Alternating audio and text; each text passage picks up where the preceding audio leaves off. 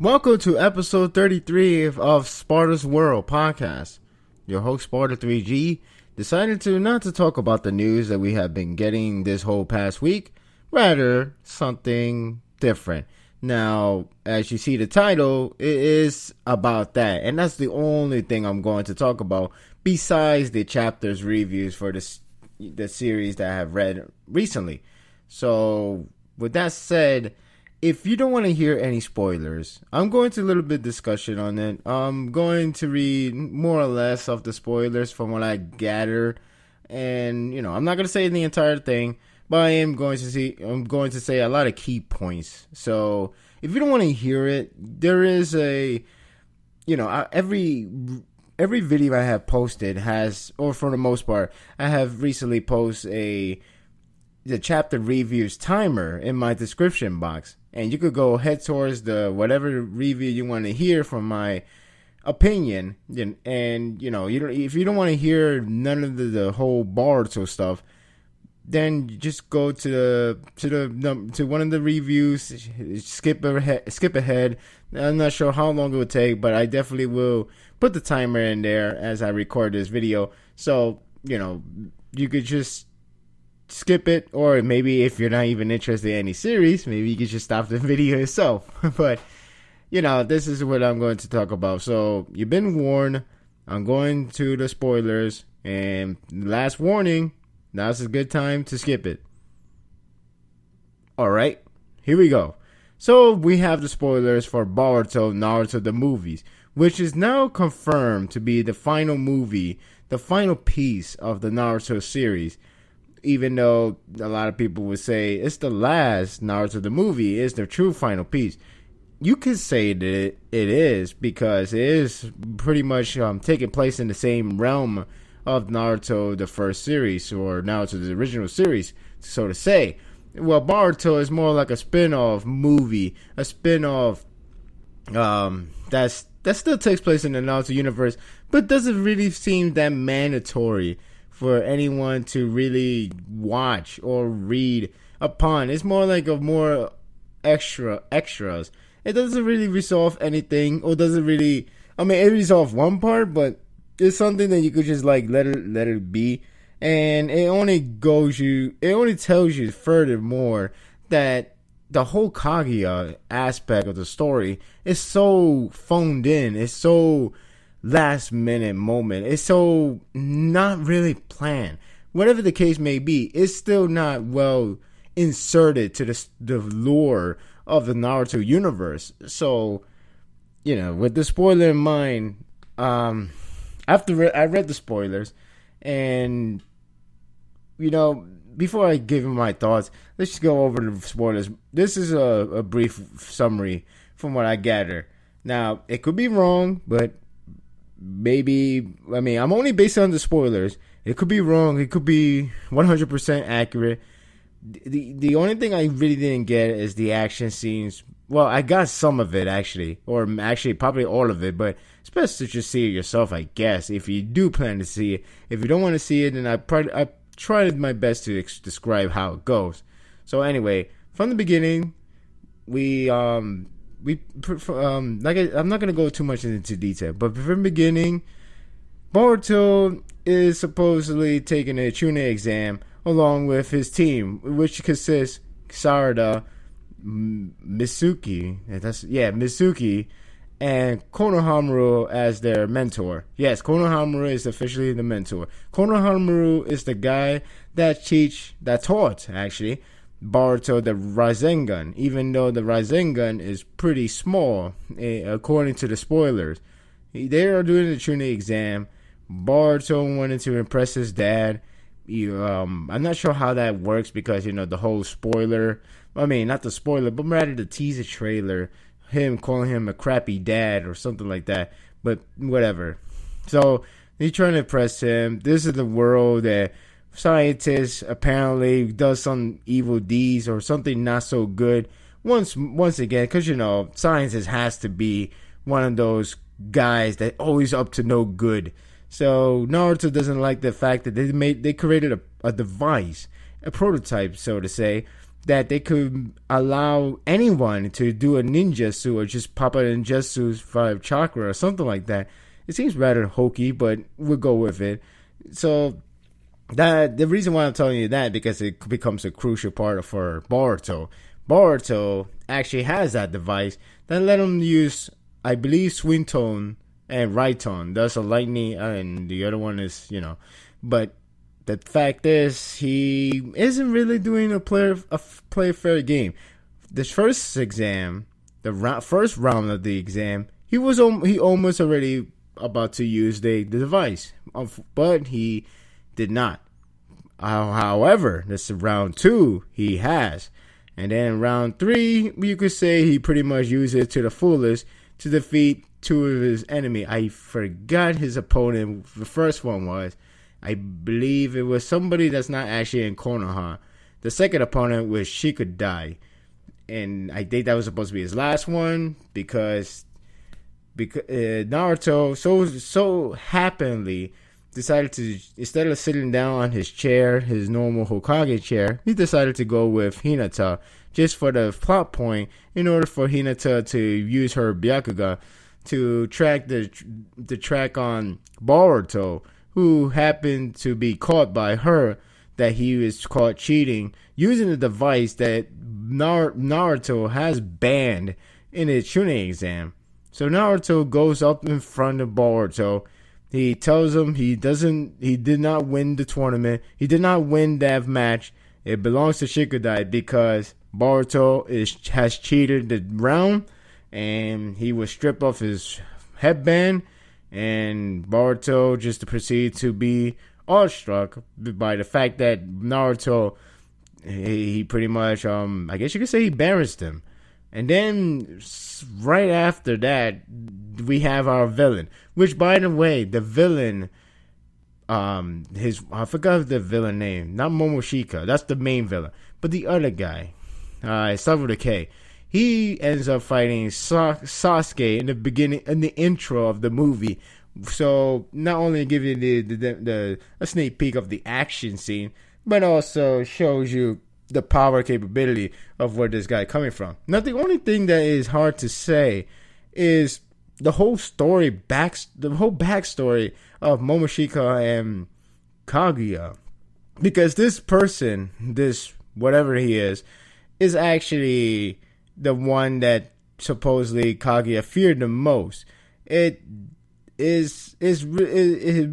been said since the last series, and then it was brought up in the Gaiden. And now it's here. And from what I gather from the spoilers, it seems rather what a waste, because Momoshika supposedly he lost. It almost seemed like he lost 3 times, if not 2. I don't know, but he I think he got defeated. He almost near defeated. His power, supposedly he could absorb chakra. I think that's how it goes. He supposedly took down Killer Bee. And this is the strange part of the spoilers, that it never really went further, because Killer Bee supposedly got extracted. His Biju got extracted, and we never heard anything about it. Either there's something that they forgot to describe, oh, by the way, Killer Bee will be okay, he got her back, or he just died. It is weird.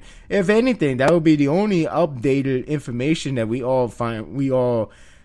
I guess you could say we have to see in order to see in one updated moment. Because in Gaiden, the Naruto Gaiden, the whole 7 Hokage and the Scarlet Spring month, it never update anything else. If anything, it's just rather pointless. But in this movie, if Hachibi, Killer Bee did die, then I guess that's one updated information that we had to put in.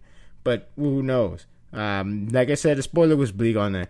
But anyway, back to Momoshika. It never has that much of a backstory. If I missed it, then sorry about that. But from what I gathered from a friend of mine from Japan, she has said the villain is very, very lame, because I guess they only there just to provide an action scene. And from what I gather from her as well, the only good aspect of the movie is the action scene that came from Sasuke and Naruto working together in the first half. And I don't know about everything else. They say the action is good though. But anyway, let me finish the spoiler before I give him my opinion. So they pretty much fight Momoshika. Supposedly he almost near lost until his right hand man come to him and pretty much they fuse. So Momoshika got another chance to fight again. And I think he got defeated somehow. I'm not sure how he got defeated the second time. I don't know the particularly order. I kind of forgot by mistake because, I only kind of see it once and never went back, to be honest with you. But I know he got defeated again, or maybe this is the first time he got defeated. And the face palming moment is where the scientists, those guys, those evil Mr. Scientists, decided to come to that corpse of his, or whatever, his body, whatever the case may be. They decided to check on him by using the device, make sure he's 100% gone. And what you know it, Momoshika decided to absorb that device and he's back in health. I'm not sure it's full health, but whatever. Oops. And then supposedly Boruto finally able to do something meaningful, and that is using the power of Raiton, the one that Sasuke cheats Boruto, which, by the way, Boruto and Sasuke relationship doesn't really get that much tackle according to spoilers. And you know what? That's kind of disappointing because I wouldn't mind so much to see Sasuke and Boruto relationship like in a more of a detailed way, or more like a heavily focused way. Something that you kind of want to get from, you kind of want to see more of like, the only good aspect that came from Naruto Gaiden was the whole Naruto and Sparda. That part is decent. But, it would have been nice if it would have expanded. But unfortunately, the time was short. And not only that, the whole thing should have been on Sasuke and Sparda, not Naruto and Sparda. But in this case, it should have been, if you're going to do it like before, you should have done more with Sasuke and with Boruto. Or Naruto and Boruto. Supposedly, they say there's not much of a drama in here. There's only daddy drama, more of daddy drama, and then everything else is all action scene. My friend pretty much described it as a summer film. Yes, I know it's coming out in August. I know that's the summer season. But what I mean is, it's a summer flick. The ways how you just you leave your brain behind. You keep your mind open to the fullest, to the point that you don't really think about too hard on it and just enjoy the film for what it is. The action, the explosion, the over-the-top madness that it provides. It's funny because I actually talk about this, or not talk about this, but I actually watch a video talking about Summer Flick has evolved. But I'm not going to go that much detail. Let's just get to the review. So basically, Boruto ended up getting a new Rasengan. It's called Raiton Rasengan, I believe. What it's supposed to be is a visible Rasengan. I have no idea how it works. I'm not sure if the logic really applies here, but it sounds rather silly a little, because it's just like, the thing is, I believe Momoshika could absorb chakra, and he happened to say, you know what, I'm not going to do it anymore. And then now he's getting his butt whooped just because he decided not to do it anymore. So it's like, okay, this is kind of forced. And then, that was pretty much his new technique. If you recall that you saw like a cheatery in the trailer, that's not true. That was a false advertisement. That was not the case. So, oops on them. But then again, advertisement always likes to lie to people. Or more like Naruto stuff. I don't know why Naruto advertisement, it's always a bunch of lies. It's been like that. It's not just the last or Boruto. It's actually happened since Road to Ninja, happened to Blood Prison, it happened to every other movies. They're the only one that lie.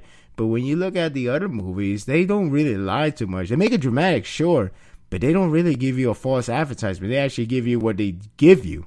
So, back to the movie spoiler. Then pretty much, I guess Naruto and Boruto does a father-son Kamehameha. Rasengan, and that's how they defeat Momoshika. Which brings to my mind, Naruto killed. Okay. But maybe there's some other spoilers I missed out, but who knows. The weird part is the ending. Supposedly Boruto and Naruto, they have one last talk. Naruto says, I'm sorry, and Boruto says it's cool, you can keep it the way you're doing. I don't get it. Whatever that means, it seems like a Jingle All the Way ending, except for this one is actually really said that it's all cool instead of like, gotta fix it up, whatever. And the weird aspect is that Sasuke actually ended the film by meeting up his family and Sparda going back to the team, which, by the way, Boruto decided to become Sasuke, as in being I guess you could say the Dark Knight, as Sparda would be the one to Hokage. So you could say the role has been switched for the next generation.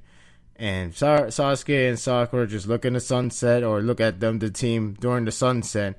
And that's how the film ends, with the credits rolling with the families. And after the credits, that's where we get the Mizuki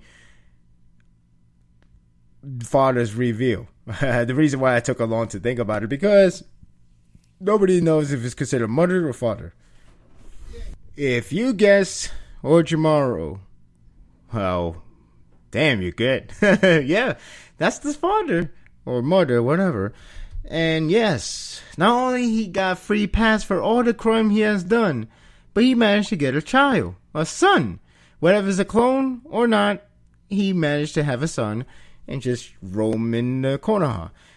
It would have been interesting to actually have him, to have a story like, oh, this is a child of that criminal, stuff like that. It would have been interesting. But no, the series ends here, and that's all it's gone.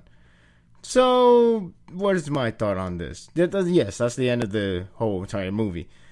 Now, you may be asking, boy, that sounds pretty short. Well, first of all, the movie is actually an hour and 36 minutes, at least according to the spoilers.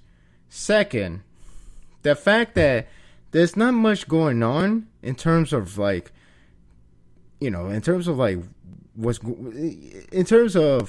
like developments, character developments or anything. You're right. There is not that much going on. The only thing you need to know is this. There's a Chunin exam. Boruto trains with Sasuke. Boruto wants to impress Naruto or whatever it may be. Villains happen. All action. The end. That's the case. It's very straightforward.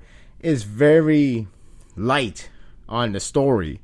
If anything, it's all action. Like I said, from what I gathered, the movie is playing very safe by being all action, like a normal shonen thing. The only thing is, it seems like it's missing more elements of the characteristic. There might be more to it, of course, but it seems like it's going to be very light on it. And it's the fact the movie is shorter, you could try to say and be faster paced, which could be a good thing. But we're kind of starting with the Chunin exam, the father, the training, and then that villain. It seems like it almost told me it's going to be a rush film. But I could be wrong. I hope I'm wrong. I'm going to see the movie. I will review it. I will do the live blog. But from what I got, the movie doesn't sound too bad. It doesn't sound that bad. But it sounds like it plays too safe. It seems like it's just an action film, which is not bad. But let me get back to the point where the whole summer movie has evolved. Summer films are starting to become more smart. Now, there's some summer film that still take advantage of being, who's a summer film? We're not going to think so smart. We're just going to have like a lot of action, explosion, hot women, But those times has been changing now. And it's a good change. It's a really good change. I'm not saying they're going to have a grand story and an epic masterpiece writing. No, but they need to be more clever, creative. They need to be, they need to care. They need to have effort. I can't really say this movie doesn't have that much effort. It probably does, but it doesn't sound like anything original. It doesn't sound that much creative. It doesn't scream the masterpiece, the perfection that Kishimoto has been saying. Or maybe this is his definition of perfection. I guess it doesn't take that much of a lot of hard work and effort to do so. Like I said, it's like four elements of the story. And this movie being this short, it can be it could be a problem. I'm not sure how it works though. but there's like four elements, and it feels like a lot of things. From what I was told, it seems like the whole Boruto and the father's drama, it gets rushed by the end.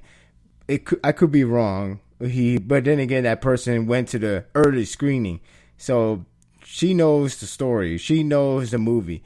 She said the action scenes are good. She said the best part is pretty much the Naruto and Sasuke, but it cuts short because that's where Boruto steps in. Yeah, Boruto steps in to work together with Naruto and Sasuke. Things gets a little bit weird actually just weird because hold the visible rising gun, whatever that may be, the whole stupidity that scientists wanted to do something, wanted to make it more harm than good, whatever. The movie, the only thing they could say is it's definitely better than the last, and that's not hard. So it doesn't sound bad, but I can't say it sounds great nor good. I could just say it's a film from what I got. And a lot of people seems to be upset. The funny thing is, people are upset that the Boruto has been such a disappointment. And I guess because of the idea that he'd been using the device from the entire exam, it would have been better if he started to use the device by the last exam rather than always have it since the beginning, just to feel pressure. Yes, he feel pressure just by wanting to impress father, but in the beginning and then all the way straight to the end, all the way, it seems hard to try to back him up a bit, and it would have been better if it would have happened at the end because it would have made it more relatable and it would have been more human. I mean, you could say it's human just to keep cheating from the beginning to the end. But you wanted to relate to it. You want to back up Boruto. But instead, in here, it seems like, wow, what a douche. I don't know. But it all depends how the movie goes. It all depends how it works, how it's choreographed, how it's displayed, the emotional side. I'm not sure how it works, but, from what I get, when I get the spoilers, this is a bit underwhelming. Again, I said it from the trailer. It was underwhelming, and now the movie seems like it's underwhelming. And the villain, once again, it should not happen in the first place. It seems that Kishimoto doesn't really know how to write a villain anymore, or maybe he never did.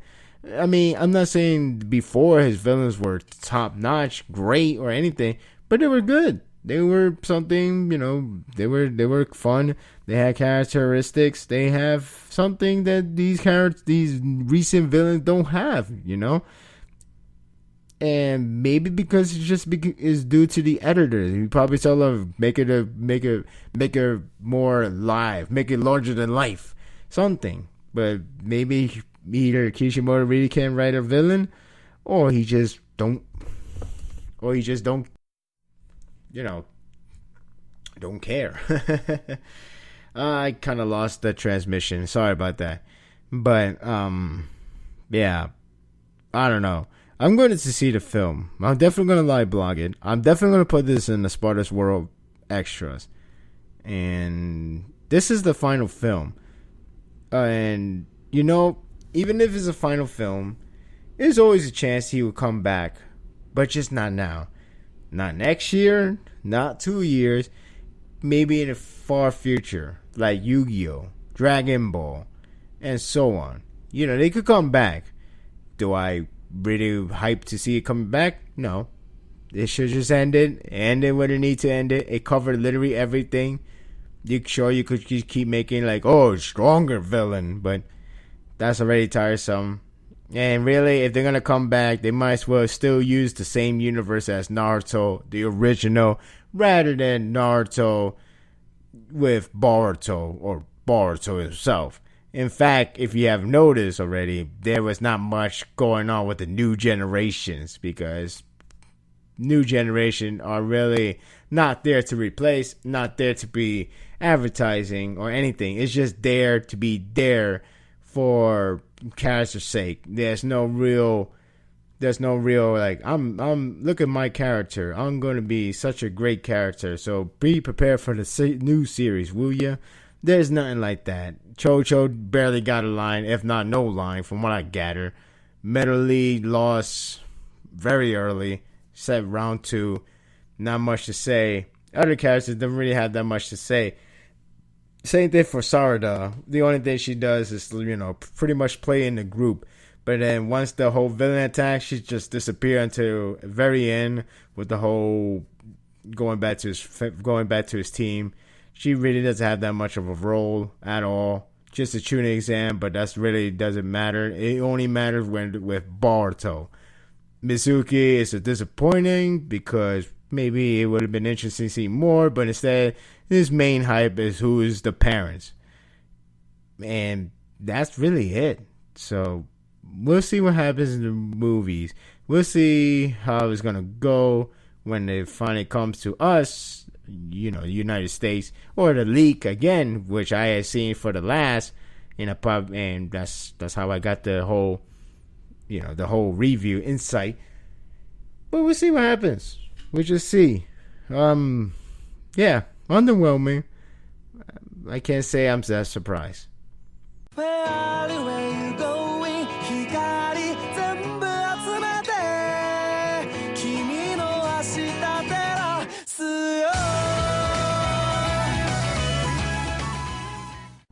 We have a color page today, like last chapter, and this one is pretty much a simple but a decent one with this whole fairy tale versus the emperor, or should I say fairy tale and the ugly fairy, as Zara called it from the last chapter. And at least we get to see their hair design, because that's the one thing that a lot of people always ask when it comes to new characters. I wonder what their hair would look like.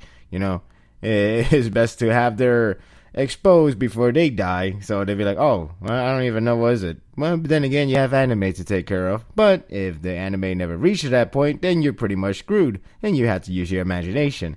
Because when it comes to like dark hair color, sometimes you would think maybe it's black hair, maybe it's red, maybe it's dark blue, I don't know, and then it ends up being a whole different color that you'll never guess.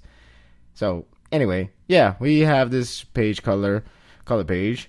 It's decent. I like it. Seeing Zeroff, it makes sense to now think about it. It does make sense to have good versus evil guild. Of course we've been through that, but I'm just saying the fact that we have Zeroff being the leader is actually neat, and at least it's very connected to the main plot. No more of one of those styles that we got from One Piece. The whole adventurous stuff. There's nothing wrong with that. Just it does seems more crucial to the entire plot, and it's not like mini parts. It's not, yeah.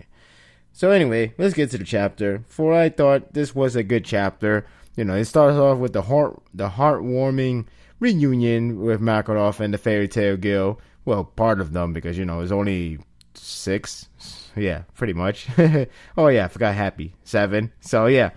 This is the hard. It's short, but it's nice to see they finally reunite. It's nice to see Makarov showing his weak side, because the whole situation has really got critical, and he tried his best to protect his friends, his family, but it was all for nothing. Since Zeroff is the guy behind everything. Well, behind this whole emperor, behind the entire continent, no less.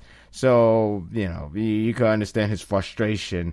But, again, it got straight to the point. It was nice to see the whole reunion between them. And thankfully for this chapter, it's more than the usual 17, 20 page. This one goes like, I think, perhaps 28 pages or even more. And, it has a good advantage to use the entire page to make it more, meaningful in terms of illustration, with the whole Natsu's raising his hand, or not raising his hand, but pretty much give his hand to him, telling him to let's go home back to Fairy Tail, because, obviously it's been a year that they split up, and now, even though Makarov failed to do what he wanted to accomplish, he still taught taught a lot of the fairy tale guild pretty much already grown a lot. Even though they have split away, they still are a family, and they still always keep in contact. Of course, they're not gonna split away forever. They always gonna come together, and they will grow, and they have grown in more ways than one. I'm not just talking about power, but in terms of their characteristics and their bondage between each others. And they, of course, with Urza, I don't even know if she's still a guild master. This chapter doesn't really make her like, hey, I'm a guild master, by the way, and stuff like that. Maybe the next chapter or the chapter after that, because right now it is a more serious approach of the situation, because this reunion has to cut short. It's not that short though. It felt like it was a good length of time anyway. But anyway, yeah, it's like pretty much they're not gonna blame Makoto for splitting up, or they're not gonna blame him for anything. He did what he had to do, and they want to go back home. So Makoto feels so delighted to hear that, tears and everything. Again, it got to the point, and it's nice to see that they finally reunited. I do think we're gonna get more dialogues, maybe not. Because I kind of said the same thing for the last arc. But then again, the last arc wanted to be out of the way rather than taking a very serious approach, or more like the serious account to get these developments between these characters. But we'll see. Because right now, they had to get off the island. They had to get off the continent. They had to go back to Ishgard. And pretty much had to, alert them the whole situation about the Alvarez Empire, the idea that Zaroff is the emperor himself. So they had to get back there. But unfortunately, we have a chase scene. This one is actually a fun chase scene. For what it is actually fun to see. And I guess the only gripe, maybe not a huge gripe, I didn't take it too hard yet, at least. But it has to do with the ending. But let's get to the middle part, which is the whole chase scene. Gio find him, and his power is pretty much glory. Sands. He could really his magic is sand, and even the weapon that gets attached to him or get close to him turns into sand. So yeah, it's a pretty high tier mage right there, if you ask me. Though it is possible that maybe he's going to be taken out in this. Not this chapter, but perhaps the next chapter.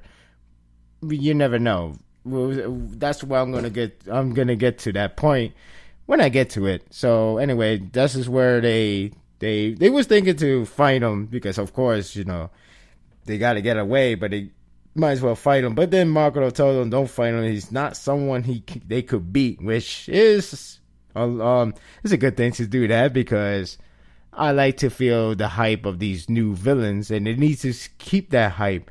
I mean, if Agio gets defeated by one man alone, 1-on-1, I wouldn't be that mad. I wouldn't be that upset or anything. I still think the hype will be kept. If you want to get rid of him, have everybody beat him. Like, take a battle out of him. Not just Natsu. I mean, yes, he's strong. I get it, but you got to make these guys a legit threat. Now that goes saying, does that mean they had to train again? These guys, the fairy tale. I don't know necessarily, because in the Tartarus arc, they didn't really. Well, no, they didn't train. Yeah, they didn't train, if I recall. They didn't train at all. And when they went to fight them, a lot of matches, besides the Urza one, has to do with tag team and teaming up in order to defeat the greater evil. So, you could do the same thing here. I mean, I know people would like 1-on-1. We get 1-on-1s. Maybe we still could get it here. It depends how it works. But it cannot derail the hype. Not right now. Right now, we're still under the impression that these guys are these guys are very serious. These guys are legit threat. I mean, we came back from a person who could shift the island itself alone. And then now we're getting this guy who does manipulation of sand and pretty much could turn into anything to sand, even the swords. And with the whole chase scene coming along, pretty much the idea is to escape, go back to Ishgard immediately, But then, unfortunately, this guy won't leave them alone. He made a sand monster, and like I said, it's a fun chase scene. The whole sand monster coming out, and then Gray and Lucy, because Natsu and Wendy are sick, unfortunately, especially for Wendy. Now she has to deal with that. So basically, Gray and Lucy has to handle the business. Gray should pretty use the demon mode, I guess you could call it. Demon mode. I guess you could call it that. And Lucy went to Stardress. This one is a Sagittarius form. Don't worry, she's not gonna go mushy mushy, but still.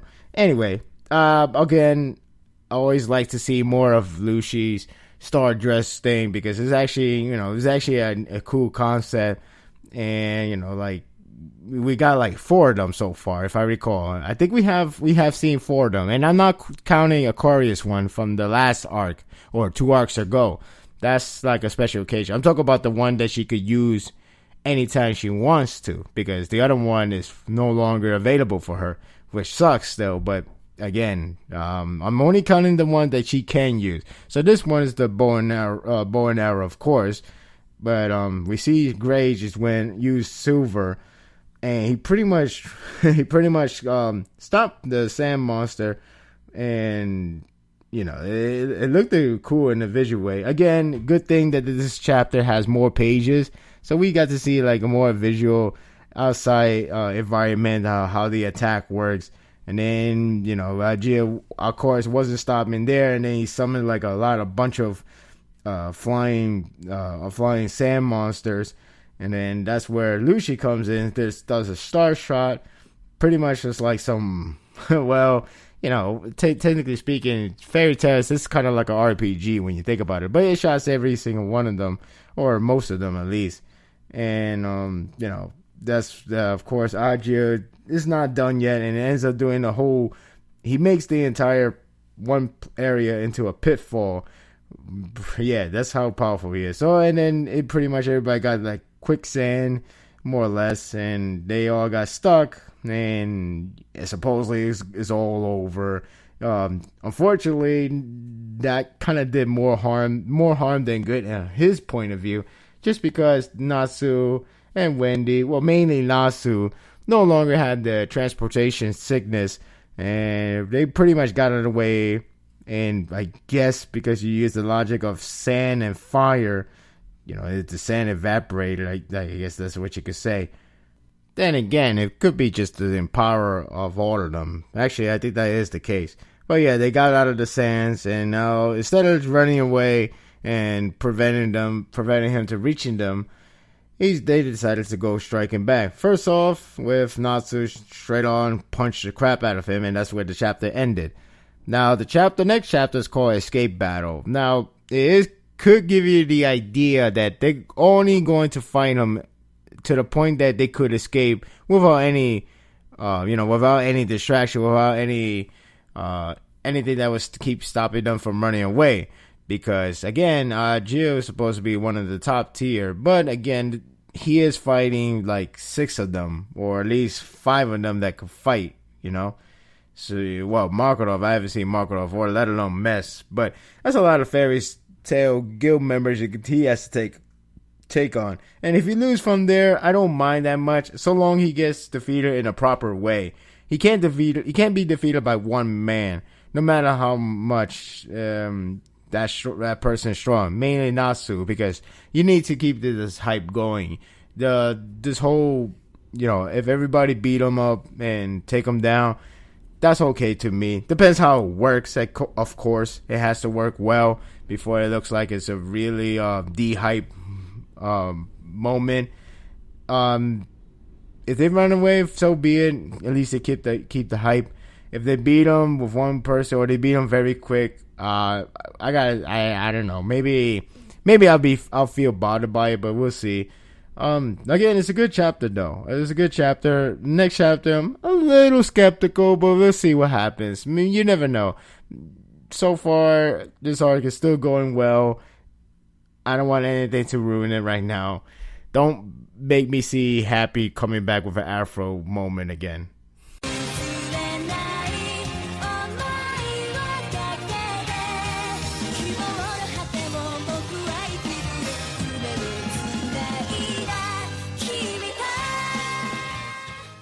Nanatsu no Taizai. I thought this was a good chapter. This was like everything you see from a lot of shonen series. Mainly the last half, or more like the last 1/3 of the chapter. Because the rest, this whole chapter is pretty much all action with a lot of dialogues exchanging between King and Melodius, which I actually enjoyed because, you know, it reminded me of the whole talk between him and Melodius and Bon. That's what it reminds me. Which, you know, in a way, at the time, I was a little bit surprised that they didn't find a conclusion. As in, like, oh, okay, I don't want to kill you anymore, Melodius. You are my best friend. You're the greatest captain. You know, something like that. Something that was just easily brushed. But they really make it into something that's really hard to, you know, drop it off. And I wouldn't say it's unique to do that, but I guess you could say it's a little bit I guess you could say it's something that hasn't been done so often, because they always want to just say, okay, you win. They just want to cut it out. They just want to take out that plot line, that subplot or whatever. But, you know, at that moment, I was a little bit surprised they didn't make it into an easy out, you know, out way to get out of that subplot. Not to mention, they use almost every argument known to man to make it seem like, you know, maybe he should not kill Melodius, because there's a good reason there's a lot of good amount of reasons. And then, you know, we hear Bonsai, his reason is good too, albeit that is the art of, you know, greed, you know, the negative reasons. But it's just how the character works. And if it's going to be a subplot, it's going to be something that needs to be fixed, then so be it. And so long it gets fixed, and so long it's actually developed well. But anyway, enough about that. I'm talking about with this chapter, the situation between King and Melodius seems to be that their trust has becoming more and more challenged due to the fact that Melodius and the Ten Commandments has connections, let alone the fact that Melodius is a demon himself, more or less. And of course, King keep continuing asking if if Melodius is truly an ally or he's really an enemy. And, you know, King keep asking question on him, and, you know, he gets more frustrated with Melodius because he seems like he's dodging questions. He seems like, you know, he's toying with him, even though he keep asking a very serious question that needs a very serious answer. And Melodius, you know, he pretty much blocks all the attacks that King does. But there's one cut that I think it could be it's a cut. There's one small cut that Melodius have on his left shoulder, and then all of a sudden it expanded so much, a lot of blood just gushed out. Which, of course, the series is no stranger to this more effective blood and gore that not a lot of shonen goes that deep. I mean, they do go deep, but for some reason this series surely goes a lot more deeper than anything else that I have read. Maybe because the latest shonen series hasn't been this brutal in a while. So seeing this, it feels a bit old school, I guess you could say. Again, you will see something like that in other shonen series. It's just this one, they really up the ante when they do that. But anyway, after he got hurt, this is where they still continuing off talking to each other about the whole. Well, more like King keep asking more questions, or rather giving him reasons why he's having a tough time to really trust Melodius. And you know, it's understandable, especially that Melodius is dodging questions and rather not telling them how he knows about the Ten Commandments, how you know, the whole they were sealed 3,000 years ago. So what exactly does he know about them? Why is it natural for them? You know, it's natural for them to think that demons will be the side of the Ten Commandments. It's not, you know, Melodius being with their side. It's natural to think that because, you know, these demons. When was the last time there's a good demons? None, exactly. Melodius now, but we gotta hear his side of the story, which he never say. We pretty much got the idea with the whole, you know, the days of his nightmare with Melodius and Liz, But now we should unfold the mystery between his connection with the Ten Commandments. Yes, I understand the side story drop a big twist. I guess you could call it a twist, but the whole brother ordeal. And yes, he is part of the Ten Commandments, but it needs to be more to say what just happened that time, which we will get to that, I hope, very soon. But it does explain that power that King does to Meliodas, that makes his cut more wider, which is actually pretty scary as power when you think about it. It's called disaster from what I was heard, according to Merlin. It's crazy because you could pretty much expand it. So if you get a small scratch, you can make it into a crazy wound. You can make a deadly wound. If you get a poison, you can make it into like it's a small poison. It's like, okay, you could live for another 10 hours, whatever, just cure it. But then he could expand it to make it, you're about to cure it in about 5 minutes before you're dead. It's scary. That's some scary ass power. Oh yeah, I mean, especially the way how they describe everything. Like you make a small tumor and grow it to a massive size. Like, geez, that's crazy. So pretty much he could control life and death with that kind of way, huh? So yeah, but because Meliodas doesn't explain more, or rather doesn't answer anything, King continues to do that move. But then that's where Meliodas starts to fight back. And then he tried to counter back with telling him, like, are you really a fairy king? Because I don't see wings. You're supposed to have wings. Don't fairies have wings? And, King gets frustrated because he's pretty much telling him, like, a touche remarks, pretty much countering everything he's saying. Like, you're being a hypocrite if you're telling me all this. Look at you for once. So, yeah. And Meliodas decided to use the demon power with a partial that he has. And this is where he does his test to manage to concentrate and make sure, he could control it. And, there was this whole water bowl that he could make it so deadly that could actually scratch, harm, stab through Meliodas. And that's where Meliodas went to the demon mode, trying to concentrate that little molecule, minicube spot. And he managed to do it.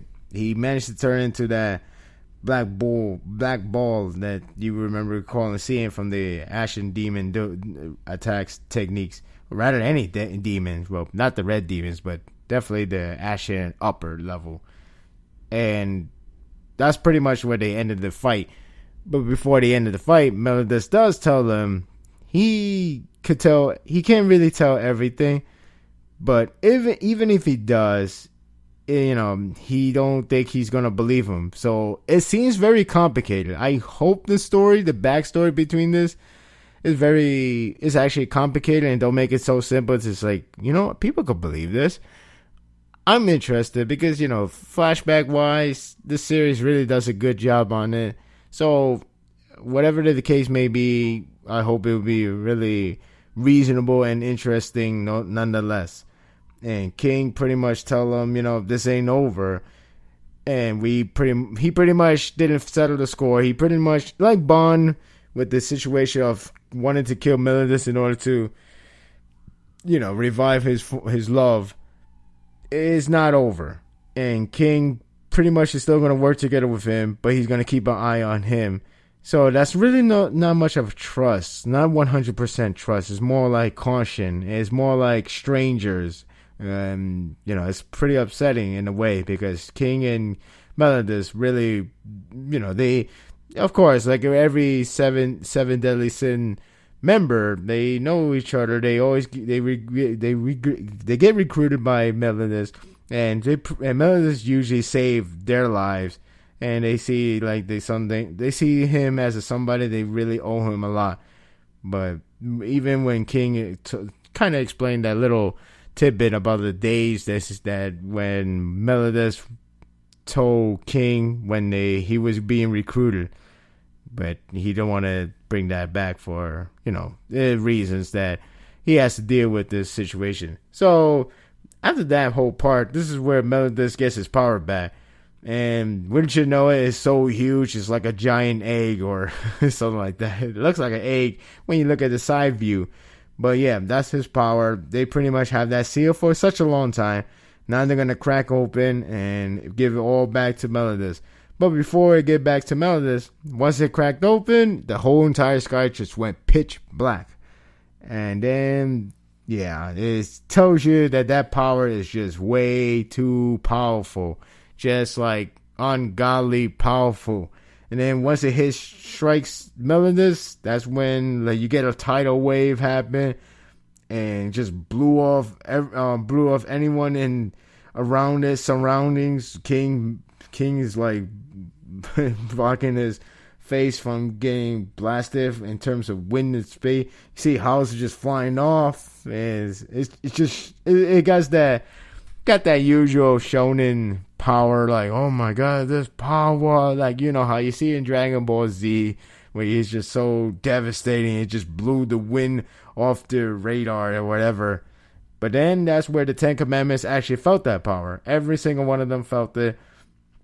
And there's no doubt they know it's coming from Meliodas, which he finally got his power back, and that's the chapter end. I do wonder if the Ten Commandments are going to head over there now they felt that power, and either they know the location, either it works the same way as Dragon Ball Z. You'd be like, oh, I sense that power right there. Let's go. Whatever the case may be. But then again, they did that, didn't they? But yeah. Anyway, if they do go there, I don't think they will fight him head on. I don't even know if Meliodas can really control that power completely. Yes, he did an impressive job to stop that water ball and make it into a black ball.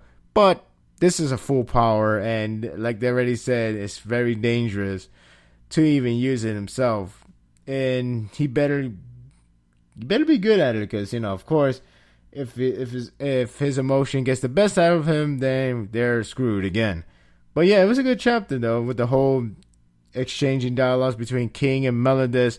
The little action scene is neat and all. And then we got the whole power up. This chapter was like shorter than the other one, which is why the chapter kind of went fast. Mainly the part right after the whole training between King and the Meliodas ended. Once after that ended, the chapter went by kind of quick. Maybe because it used a lot of space of illustration, showing the devastation of the power of the rest of the power of Meliodas. And, you know, next chapter, we'll see what's going to go next. We may see how he feels about this not new power, but the return of his power. And we may get more insight from the Ten Commandments. Maybe they will they will go there, or maybe they will pretty much tell us what's their plan now they felt that power. We'll see what's happened next. Yeah, it's a good chapter though, so we'll see what happens.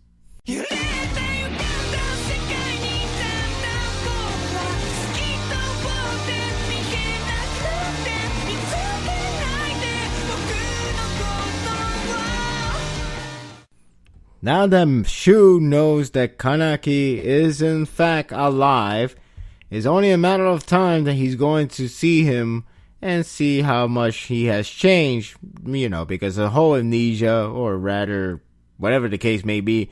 But anyway, he is no longer Kaneki, he is now Sasuke, and it's only a matter of time we're going to see Shu meet him. Well, that actually happened faster than I thought. It's actually happened at the very beginning of the chapter. In fact, we see him go in the wheelchair, just bloodthirsty, wanted to see Kaneki after so long.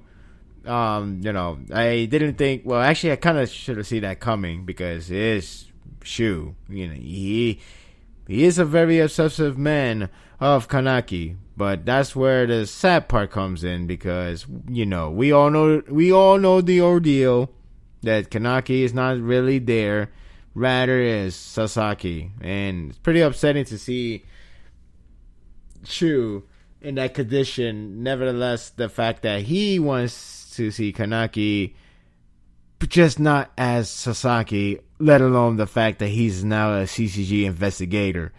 So that makes it just so hard on him to witness that scene of Sasaki just hanging out with his peers, hanging out with the students of his, And of course, Master Shu, I can't believe I just call him Master. I guess I really feel like I'm part of this family. Anyway, Shu, of course, still a subsidy is, he, of course, rationally just straight up run towards Sasaki, and he pretty much talk about the past, the whole let's fill this void of time. Little Hinami, Banjo, and those other three can join us. Well, it's kind of sad to really hear those moments, because the fact that Shu really spent 6 months or so with Kanaki in the last series, it's understandable why he ended up this way. Especially he always he's always like a huge fan of Kanaki in the last series. So of course he's in this condition. Now that he knows he's alive, unfortunately, Shu is still in a very terrible shape. Even with that suit, he still looks really pale. It's pretty bad. It's pretty hard to watch. And, it makes it worse when he recalled the memories of the past. Or with that whole, the team that he once was part of. And then once he trip falls short from Sasaki, obviously Sasaki doesn't know who is this guy Shu is. And, that's where Shu really felt more pain to the fact that he really doesn't remember him. And, of course, Kanai, he like he was told by Chi to follow his command, obey him as much as he can, no matter whatever the case may be, just obey him. So he pretty much help him up and get back under the wheelchair. And it is striking that Shu did in fact show himself to Sasaki, no less, let alone the CCG investigators, the doves as they call it. So this could be a little bit crucial moment, and this could actually lead more harm than good. But that's Shu for you. Again, it can be very dangerous for having Shu finding out that Kanaki is alive. It could cause more harm than good for their family. So I guess this part could be the case. I just don't know how it's gonna go. But I do think Sasaki will meet Shu again, but not in the condition of being friendly. It will be, more of a bad case of, we all get the idea. This is my favorite part of the chapter. This is my favorite part of the chapter. I kind of wish I could save this last, but the other parts is important, and nonetheless, it does connect to the very next segment, which is the whole, can we do this operation? But this whole scene is just so fun to watch, so fun to read, with the whole Uda and Sasaki and the Quink squad actually going there. And they were going to get the mask, which I didn't think they was going to get the mask. I thought it would be Sasaki, but having these guys getting the mask, I thought it was a pretty damn cool idea. So it's a good excuse to have these guys wear the mask again. I don't know if Sasaki will wear the Kanaki mask, but I'll probably mark out when he does. Marking out means fanboying out, by the way. But yeah, I guess you could say this is a mask hype. Yeah, we got a mask hype. Granted, the later scene pretty much say no, or matter later. But the fact that we spend so many time in this chapter with the whole interaction with Uda and the whole measurement, the whole him questioning things, asking things, talking about things to get the idea of what they fit as their character with the mask, it just can't go to waste. I mean, yeah, it was fun. I liked it. Don't get me wrong, but it's obviously they're going to end up wearing a mask. It's obviously they will most likely going to do that mission, or maybe they would just wear the mask off the record. But we'll see how that goes. So yeah, again, this is Shirazu, of course, said, like, isn't he like an actual ghoul? Exactly. He's like, you're seeing the ghoul right there. It's just funny how I was like, what the hell? There's a ghoul right there. This is a ghoul. And, even I'm sorry, not Uta. Even Uta is like, aren't you a ghoul? What the hell? Why the hell are we doing this? You're a ghoul.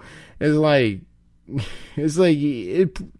at very least, Ishida does acknowledge that these characters do in fact see him like a ghoul, or is a ghoul, So, at least it's not trying to make us feel stupid, lesser challenges. I didn't mean to say stupid because it does sounds a little bit harmful, but anyway, it does. Ishida is not trying to make us look like fools to think that okay, Uda could just wear that, just go out there, do nothing.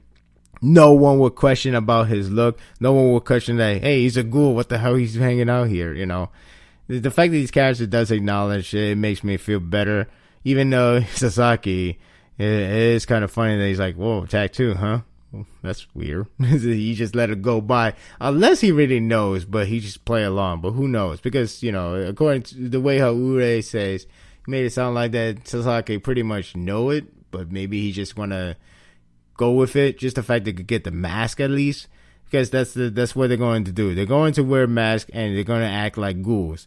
And it's funny because the last arc they had to act like girls. So now we have them to acting like ghouls. So again, a neat excuse to have them wear the mask. If you ask me, this mask hike. I don't know. I always liked the last series for the mask. It's just so damn cool. But anyway, yeah, it makes sense with these guys because they have the eye, they have the Kagane, and they even have their strength. So that's like, hey, you're not faking. Welcome to the team. So good idea. Really clever of him. But yeah, they had the entire interaction with Shirazu and Uda. He's like, hey, look at that, those sharp teeth, those jagged teeth. That's pretty cool. He's like, yeah, I guess. It's like, any girls in do you like girls? Like, yeah, I do. You have anyone in your mind? Yeah, I do. Akira and then Psycho, and he's like, not really. It's you gotta read the entire thing. It's actually, I can't do it justice. It's just hilarious, especially with the whole arts, the whole art, the entire panel, the way how it's being shown. It's just funny it's just funny. It's just a fun chapter. This alone. Then you got Psycho. It's like, hi, I'm Psycho. Like, she all happy. She looks so adorable there, too. And it's like, oh, Psycho, do you have anything you like? And she pretty much lists a crap load of them. Games, food, sleep, candies, manga, anime, sleep. Yakinku. Don't ask me what is that. Cake, games, sleeping, eating, and siesta. That's a lot. And for whatever reason, the way how Uda measure her, just wrap around the tape. I have no idea why. But yeah, of course you got to get the mask, but it's just the way we see in the image. It's like, looks funny. And especially with like the first one, Shirazu, it's just a normal ruler. For her, it's like measuring the entire face. Like, then Ude, which I kind of actually find it funny. It's like, oh, look at the mole, that's sexy. And then he's like, isn't this a guy a ghoul? It's like, what the hell? And, the way how he's measured him, he just poked the cheeks, something like that. And then he's like, oh, it's like, what the hell? It's like, why would you even do that? Like, can I have he's like, I want to make you a strange mask. It's like, why? It's just hilarious. I don't know. It's just so much to this. Then the last one is Masuki. He's like, oh, the eye patch is cute. It's like, you like it? He come off like I guess, more like, well, sure, like a normal talk thing. But it's just funny. It's like, oh, it's like you could wear women clothes. Like, he mean, it's like, he kind of did that, It's like, no crap. Because, Masuki is really a woman. But yeah, you definitely should go read that part. It's funny how they just managed to do the exact same panel, like the same two format panel, one with the Uta and the one member of the Quink squad. Then the next panel is the measurement or whatever, the up close face. It's always the different from each other.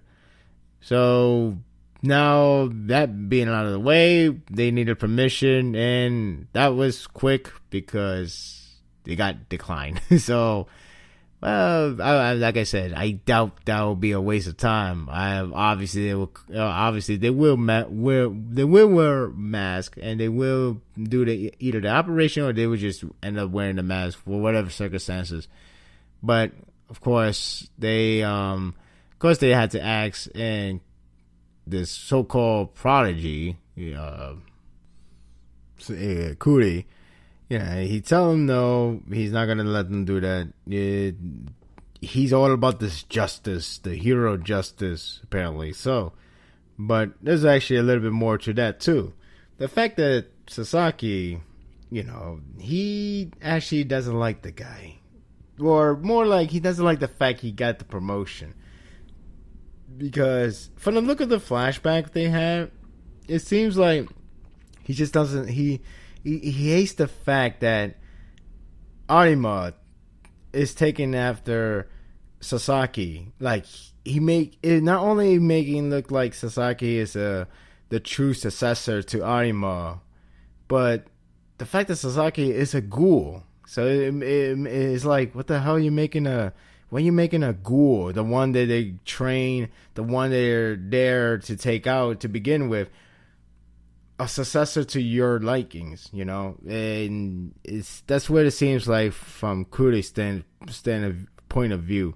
That's the way how I see it in the flashback, and I guess he really has a grudge against Sasaki. I guess he has a grudge against Sasaki, because he go in the flashback, he went out of control. He was going out of control during the training session.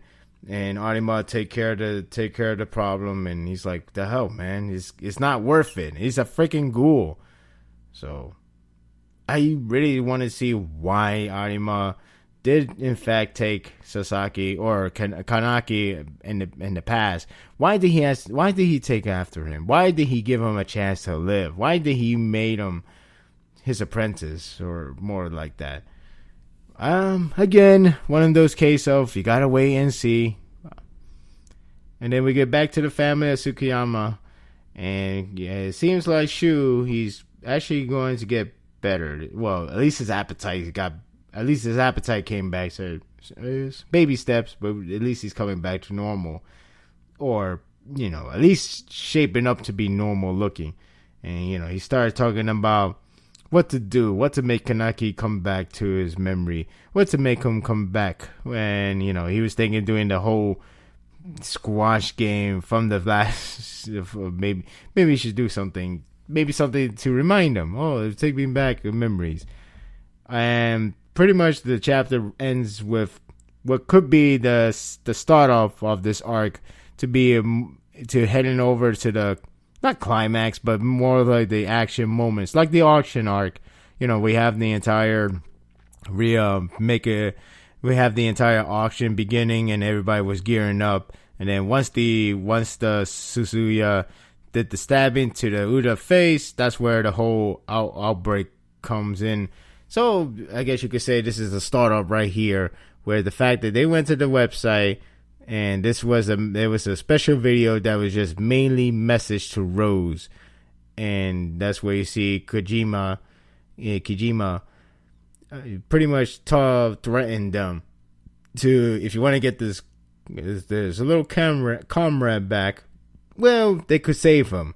But unfortunately, the guy never talked, so he thought of himself, maybe it'll be okay if he just remove his tongue. He's not talking. What's the point, right? So yeah, this guy is pretty much not a good safe negotiator, if you ask me. Because, jeez. But hey, at least it didn't went to the Game of Thrones route. If you watch the series, you will exactly know what I'm talking about when it comes to let's remove one part of your body and then let them know that we mean business. I'm not gonna go deep. But hell, this is still pretty messed up. Just the fact he cut his tongue with no remorse. Yes, he's a ghoul, but damn. So, he's pretty much threatening them, pretty much telling them, bring it, come here, come get him. And he even tell his name. He's saying he tell him he won't forget his face once he's seen it. I'm sure nobody will forget that face. And surprisingly and oddly enough, the chapter ended with one funny panel with Huda just say, "Hey Yoma, I became friends with Sasaki." The expression of Yoma got that. The way of his expression made it seem like, "Are you shitting me?" Like, well, you did what? And I didn't even notice until I read the chapter twice, seeing coffee being poured not on the cup.